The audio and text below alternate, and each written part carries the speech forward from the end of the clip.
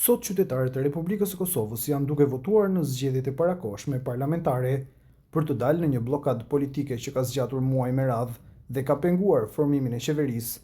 Presidentja Vjosa Osmani caktoi datën 28 dhjetor pas dështimit të partive për të formuar bashkëqeverinë pas zgjedhjeve të 9 shkurtit. Qendrat e votimit u hapën në orën 07:00 dhe do të mbyllen në orën 19:00. Pak më shumë se 2 milion qytetarë janë të regjistruar për të votuar, përfshirë qytetarët që votojnë në diasporë. Deri në mesditë, pjesëmarrja llogaritej në 30%, ndërsa shumë komuna shënuan dallime të theksuara në shifrat të votueshmërisë. Momenti i ditës, tre vëllezër binjak, Argjend, Ardit dhe Altin Sejdiu, shihen duke hedhur fletën e votimit në kutinë zgjedhore së bashku, simboli pjesëmarrjes së gjeneratës së re në këtë zgjedhje vendimtare për të ardhmen politike të vendit. Këto votime janë një përpjekje për të përfunduar krizën politike që zgjati muaj të tërë pas votimeve të shkurtit, kur partia fituese nuk arriti të krijonte koalicionin qeverisës.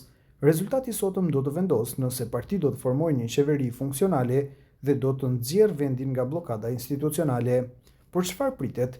Rezultatet e para pritet të dalin pas mbylljes së vendvotimeve rreth orës 20, ndërsa numërimi i plot do të vazhdojë.